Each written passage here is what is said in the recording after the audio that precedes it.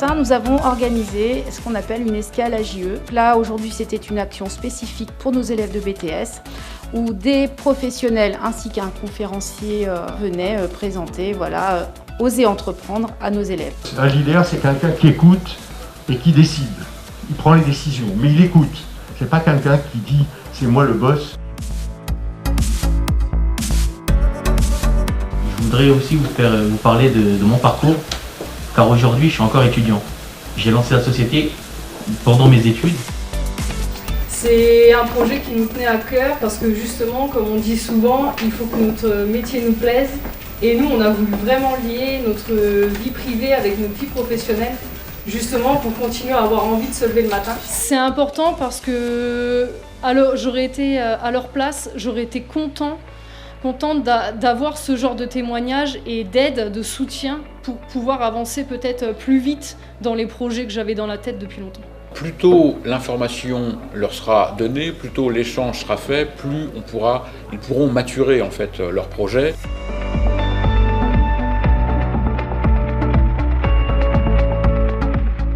J'aimerais savoir quels ont été les obstacles et votre ressenti personnel lorsque vous avez créé votre entreprise ou repris une entreprise. Le premier point, c'est le produit. Le produit qu'ils vendent, qu'ils fabriquent, aura-t-il une valeur ajoutée pour nous par rapport à notre gamme, à nous? Qu'est-ce que ça nous apporte en plus? Donc il faut une sacrée dose d'auto-persuasion pour se lancer malgré tout et ça passe... Pour surmonter cet obstacle, ça passe par être bien entouré. Savoir sur qui s'appuyer, qui va vous dire mais si ça va marcher, tu vas y arriver. C'est pas grand chose, mais en fait c'est normal.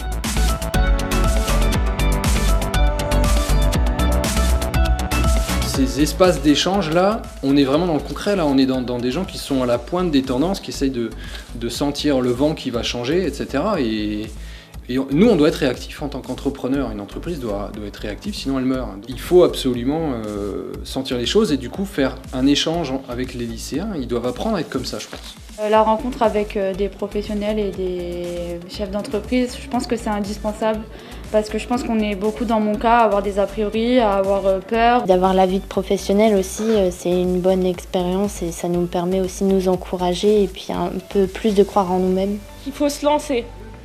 Faut pas avoir peur, et même s'il faut échouer, on échouera, mais qu'il faut se lancer et qu'il faut surtout pas avoir peur. Oser entreprendre, c'est se dire que on a tous à l'intérieur de nous-mêmes le potentiel pour réussir. Je le dis régulièrement aux élèves, croyez en votre potentiel, vous êtes capable. Et puis certains le disaient ce matin, écartez-vous de tous ceux qui vous empêcheront de réaliser vos rêves.